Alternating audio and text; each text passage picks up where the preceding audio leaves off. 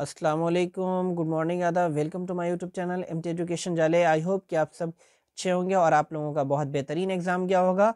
मैं बात कर रहा हूँ उस एग्ज़ाम की जो कि 18 फरवरी 2025 को मैथमेटिक्स का एग्ज़ाम हुआ था और बाकी सब्जेक्ट का भी आप लोगों का एग्ज़ाम बहुत बेहतरीन गया होगा। आशा करते हैं कि आप लोगों का नंबर अच्छा आएगा और आप लोगों का रिजल्ट बहुत बेहतरीन होगा। तो चलिए, हम लोगों ने 50 ऑब्जेक्टिव सॉल्व कर लिया था। आज हम लोग 51 ऑब्जेक्टिव सॉल्व करेंगे। 51 51। तो 51 में आता है कुछ इस प्रकार से बाबू, बिंदु 8 sin 60 डिग्री कॉमा 0 तथा 0 कॉमा 8 cos 60 डिग्री के बीच की दूरी है। तो दूरी का सूत्र कुछ इस प्रकार से होता है, root ender x1 minus x2 का square plus y1 minus y2 का स्क्वायर। तो यहाँ पर अगर हम देखेंगे सही से बाबू, तो x1 की वैल्यू 8 sin 60 और माइनस 0 हो जाएगा, तो 0 को घटा के कोई फ़ायदा नहीं है, वो तो घर पर काम कर लीजिएगा। प्लस y1 की वैल्यू 0, तो उसको लिख के कोई फ़ायदा नहीं है। 8 cos 60 डिग्री है तो वो लिख लेंगे 8 cos 60 डिग्री, cos 60 डिग्री इसका स्क्वायर। यहाँ पर देख लेंगे सही से, 8 का 8 और साइन 60 डिग्री की वैल्यू कितना होता है बाबू, √3/2 और इसका स्क्वायर प्लस 8 cos का 8 का 8 और cos 60 डिग्री के 1/2 इसका स्क्वायर। काट दो, 2 चौके 8 हुआ। अब 4 और √3 का स्क्वायर अगर करेंगे तो 4 चौका 16, √3 का स्क्वायर तो 3 हुआ गुने में, ठीक है। और प्लस 8 को तो 2 चौके 8, तो 4 चौका 16, 16 तिया कितना होता है बाबू 48 और प्लस 16 आपको हो गया 8 6 14, 4 2 6 64, √64 का वर्गमूल 8, 8 वाला ऑप्शन। उसके बाद बाबू आता है, यदि 0,0 मूल बिंदु हो तथा बिंदु P के निर्देशांक x y हो तो दूरी OP बराबर, तो क्या हो जाएगा बाबू, direct x² plus y square क्या हो जाएगा, मतलब कि बच्चे ने सही लगाया हुआ है। उसके बाद आते हैं हम लोग 53 नंबर प्रश्न पर। देखिए, y अक्ष से बिंदु 12 14 की दूरी होगी। y अक्ष से बिंदु 12 14 की दूरी क्या हो जाएगी, अगर y अक्ष से पूछ रहा है तो x अक्ष का बताना है, और x अक्ष का पूछेगा तो y अक्ष का बताना है। तो y का पूछ रहा है तो x का बताएंगे 12, तो 12 कहाँ पर है बाबू, ये वाला। तो ये ऑप्शन नंबर ए आपका सही हो जाएगा। अब उसके बाद आते हैं ये 54 नंबर पर, बिंदु -6, -8 की कोटि है। तो -6, -8 की कोटि कौन सी है बाबू, देख लीजिए कौन सी कोटि, मतलब क्या होता है बाबू, y का निर्देशांक बताना है। किसका निर्देशांक, y का। अगर भुज पूछेगा तो x का, कोटि पूछेगा तो y का, तो y -8, तो -8 वाला कौन सा बाबू, बी नंबर ऑप्शन, ठीक है। अब उसके बाद बात करते हैं हम लोग 55 नंबर पर। कौन पर बाबू, 55 नंबर पर। तो 55 नंबर पर बात करते हैं, बिंदु 3, -4 किस पाद में स्थित है, तो चतुर्थ में, मतलब कि चौथे में। उसके बाद 55 तो हो गया हमारा, बहुत इजी था। अब आते हैं बाबू 56 पर। 56, तो 56 देखें बाबू, 56 प्रश्न कुछ इस प्रकार से है, निम्नलिखित में कौन सा बिंदु द्वितीय चतुर्थांश में स्थित है। कौन सा बिंदु द्वितीय, तो दूसरा में क्या होता है बाबू, पहला माइनस और दूसरा क्या होता है प्लस वाला, तो पहला माइनस ये है, तो ये वाला ऑप्शन नंबर हमारा हो जाएगा, ठीक है, बी। कौन सा, बी। उसके बाद आते हैं 57 पर, बिंदु इतना इतना को मिलाने वाले रेखाखंड के मध्य बिंदु के निर्देशांक होंगे। तो मध्य बिंदु का निर्देशांक आप लोगों को मालूम है, क्या होता है बाबू, x1 plus x2, x1 plus x2/2 और कॉमा y1 और प्लस y2/2। अब यहाँ पर x1 की वैल्यू कितना, 4 और x2 की वैल्यू -4, तो यहाँ पर अगर प्लस करेंगे तो 4 + -4/2 और यहाँ पर हो जाएगा, फिर ये भी है -4 और +4, तो -4 + 4/2 बराबर क्या हो जाएगा, 0/2, 0/2 बराबर 0, 0, 0, 0 वाला सही ऑप्शन बी, बच्चे ने भी सही लगाया। उसके बाद आते हैं बाबू 58, 58, रेखाखंड AB के मध्य बिंदु 2,4 है और बिंदु ए के नियामक 5 7 है, तो बिंदु बी के नियामक होंगे। तो सबसे पहले हम लिख रहे हैं कि मध्य बिंदु 2,4, मध्य बिंदु कितना दिया हुआ बाबू, 2,4, 2,4 मध्य बिंदु है ये, एम मध्य बिंदु। और ए की वैल्यू कितना दिया हुआ बाबू 5,7, मतलब कि ये x1 और y1 है। तो हम करें तो 2 क्या दिया हुआ मध्य बिंदु, तो x के लिए हो गया x1 और प्लस x2 बटे 2। तो x1 की वैल्यू कितना बाबू 5, तो x1 की जगह पर हम रख दे 5। तो अब क्रॉस मल्टीप्लीकेशन करें तो 5 प्लस x बराबर 2 दूना कितना हो गया 4, 5 को इधर लिया तो क्या हो जाएगा x बराबर 4 माइनस 5 बराबर -1। तो x का जो निर्देशांक हमारा आ गया -1।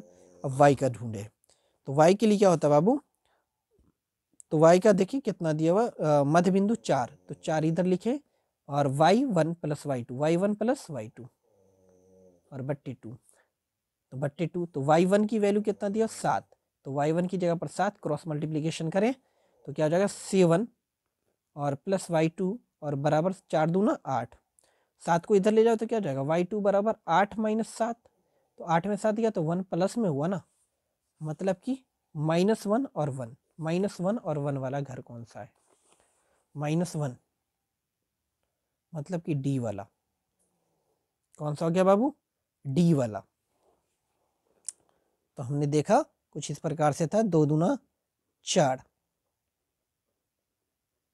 चलिए उसके बाद आता है डी वाला ऑप्शन। उसके बाद आते हैं 59 पर। तो 59 आपके पास कुछ इस प्रकार से, किसी वृत्त के व्यास के सिरों के निर्देशांक इतना है तो वृत्त के केंद्र के निर्देशांक होंगे।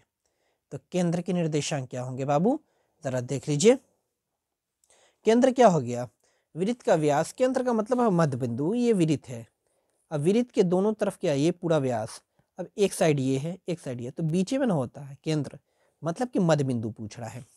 तो मध्य बिंदु क्या है 10 माइनस 6 और -6,10, 10 माइनस 6 है ये और क्या है -6,10, मतलब कि x1 x2 निकालना है। क्या निकालना है, तो x1 की वैल्यू 10 और 10 में जोड़ दो 6, मतलब कि 10 माइनस 6 बट्टे 2, और ये क्या हो गया -6 और प्लस 10 बट्टे 2। अगर घटाओगे तो क्या 10 में से 6 गया कितना बचेगा 4 बट्टे 2, और इसमें 6 में से 10 कि 10 में से 6 गया 4, 4 बट्टे 2, 2 दूना 4, मतलब कि 2,2, 2,2 क्या गया बाबू 2,2, 2,2 कौन सा बाबू, मतलब कि बी वाला ऑप्शन सही है। उसके बाद आते हैं बाबू हम लोग तीसरे में। यदि किसी त्रिभुज के शीर्षों के निर्देशांक 4, 6, 0, 4 और 5, 5 हो तो त्रिभुज के केंद्र के, तो केंद्र का निर्देशांक होता है बाबू x1, x2 और x3 बट्टे 3। तो यहाँ पर कितना हो गया 4 और 4 0 कितना हो गया बाबू 4 और 0 मिला के 4 और 5 4 9, तो 9 और बट्टे 3 कितना हो गया 3 तिहाई 9, मतलब कि हमारे पास 3 आ गया एक पहला x की वैल्यू। अब उसके बाद क्या है y1, तो 6 और 4 10, 10 5 15, तो 15 बट्टे कितना हो गया 15 बट्टे 3, 3 पंचे 15, मतलब कि 3,5 कौन सा घर है वो देख लेना है। तो 3,5 कौन सा बाबू डी वाला पर, तो बच्चे ने सही लगाया। चलिए आगे आते हैं 61 पर। निम्नलिखित में कौन सा भिन्न का दशमलव प्रसार शांत है, तो शांत होने के लिए क्या चाहिए बाबू p बटे 2n 5m, तो 2n ये है और 5m, तो मतलब कि डी वाला, बच्चे ने सही लगाया। चलिए इसके बाद आगे चलते हैं 62 पर। आ गया 62, ये रहा। p बटे 2n 5m के रूप का में 0.505 को लिखा जा सकता है, तो बताइए 0.505, ये तो बच्चे भी बनाते हैं। चलिए 0.505 अगर पॉइंट उड़ा दे तो क्या हो जाएगा, पॉइंट का एक पड़ेगा, पॉइंट के बाद कितना नंबर 1 2 3, तो 30, 5 से डिवाइड करो कितना होगा 5 1 5 0, 101 मरतबा में काटो तो 5 दूना 10, 200 दफ़ा में। तो 100 का आप लोगों को मालूम होगा कि 100 का क्या होता है बाबू, 100 को करते हैं तो 2 गुने 2 गुने 5 गुने 5, ठीक है, मतलब कि 4 पंचे 20 पंचे 100, मतलब कि 2 का पावर 2 होता है और 5 का पावर 2 होता है। अगर 200 होता है 2 का पावर एक और बढ़ जाएगा, मतलब कि 2 का पावर ऊपर में 101 का 1, नीचे में 2 का पावर 3 और गुने 5 का पावर 2, तो 8 पंचे 40 पंचे 2, 2 का 10 101 और 2 का पावर 3 और 5 का पावर 2, 101 और 2 का पावर 3 और 5 का पावर 2, मतलब कि डी वाला ऑप्शन ठीक है हमारा। उसके बाद आते हैं 63 नंबर में। यदि भाग एल्गोरिथम a बराबर B Q plus R, B बराबर 4, क्यू बराबर 5 और आर बराबर 1, तो ए का मान होगा। बी की वैल्यू कितना 4, तो यहाँ पर गुना में है दोनों, तो 4 और ये q का मान 5 है, तो 4 पंचे कितना होगा बाबू 20, 4 पंचे 20 है, 20 में एक जोड़ तो 21, तो हमारा ऑप्शन नंबर बी सही है। इसके बाद आते हैं 63 पर। 2x² माइनस 4x माइनस 6 के शून्यक हैं। अब इसके शून्यक तो हमको निकालने होंगे बाबू, तो आप क्वेश्चन लिख लीजिए। चलिए शून्यक निकालते हैं। 2x² माइनस 4x कितना बाबू 2x² माइनस 4x माइनस 6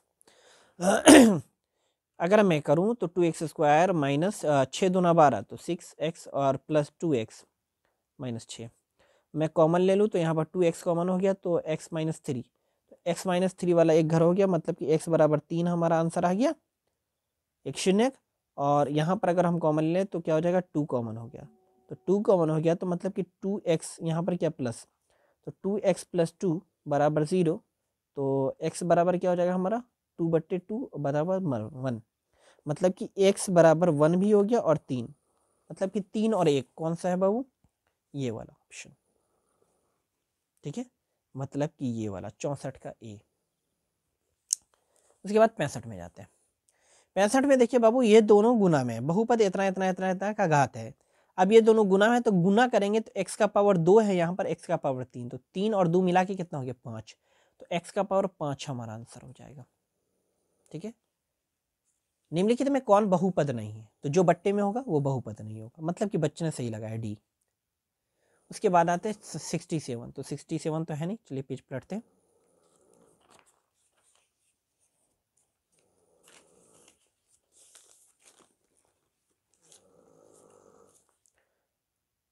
निम्नलिखित में किस द्विघात बहुपद के शून्यक 2 एवं माइनस 2 है, तो इसको आप कर लीजिए, x² माइनस 4, इसको बराबर में ले जाइएगा तो क्या हो जाएगा 0, तो हमारा आंसर ये बी वाला बच्चे ने सही लगाया है, ठीक है।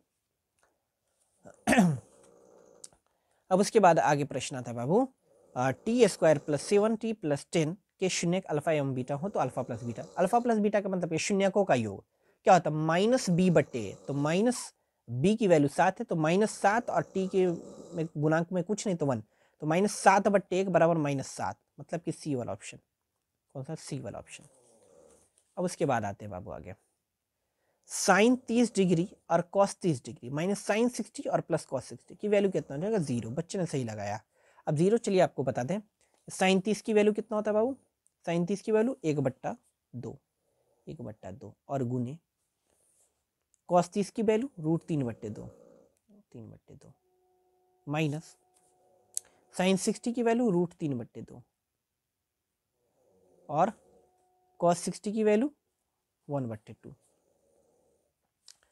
देखो इधर कितना हो गया √3/4, 2 दूना 4 माइनस √3/4, तो √3/4 कट कट क्या हो गया 0। उसके बाद आते हैं बाबू आगे, अब देख लीजिए ये वाला, यदि द्विघात बहुपद k-1 क्या बाबू k-1 इंटू x² प्लस के एक्स प्लस 1 का एक शून्य -4 तो k का मान है, तो जहां जहां पर x है बाबू वहां पर -4 रखेंगे। तो हम पहले प्रश्न लिख लें, प्रश्न में बच्चे ने कुछ दाग दुग किया हुआ है, मैं उसको हटा दूं, चलिए ये फट के आ गया, चलो तो इसमें है k-1 इंटू x² क्या बाबू k-1 इंटू x² और प्लस kx और प्लस 1 -4 कितना रखना बाबू जहां जहां पर है तो -4, k-1 का 1 और x की जगह पर -4, तो -4 को अगर हम स्क्वायर कर देंगे तो क्या हो जाएगा बाबू 4 चौका 16, तो हम इसको डायरेक्ट यहाँ पर 16 कर देते हैं, ठीक है 16 और प्लस k को यहाँ पर x अगर -4 रखेंगे तो -4 के कितना हो जाएगा -4 के और ये प्लस माइनस माइनस -4 के और प्लस 1 का 1, ठीक है। अब यहाँ पर गुना कर दीजिए, 16 के और -16 का ही 16 और -4 के का 4 के और प्लस 1 का 1, अब बराबर में 0 कर दीजिए। 16 के में से 4 के जाएगा तो कितना बचेगा बाबू 12 के और माइनस 16 में से एक जाएगा कितना बचेगा 15 और बराबर 0। 15 को घसीट के इधर ले जाइए तो 12 के बराबर कितना बचेगा प्लस में 15 और के बराबर 12 को इधर ले आए नीचे में तो क्या हो जाएगा 12, 3 पंचे 15 और 3 चौके 12, तो मतलब कि 5/4 वाला ऑप्शन कौन सा है वो देख लेना है, तो 5/4 वाला बी वाला ऑप्शन है बाबू, ठीक है। उसके बाद आता है बाबू अगले प्रश्न पर, के की किस मान के लिए द्विघात समीकरण के x square minus 6x plus 1 के 0 बराबर 0 के मूल वास्तविक एवं समान है। तो के कौन से मान के लिए, तो इसका हम निकाल लेंगे सबसे पहले डी। तो यहाँ पर ए की वैल्यू कितना है बाबू के, बी की वैल्यू -6 और सी की वैल्यू 1। तो चलिए मैं यहाँ पर निकाल लें। तो बी स्क्वायर, डी बराबर क्या होता है बाबू, डी बराबर बी स्क्वायर माइनस 4ac, ठीक है। तो b की वैल्यू यहाँ पर देख लीजिए कितना, -6। तो 6 का स्क्वायर, -6 का 6 36 और -4 का 4 और गुने a की वैल्यू k और c 1। तो 4 गुने k और गुने 1 कितना हुआ बाबू, 36 - 4k, ठीक है।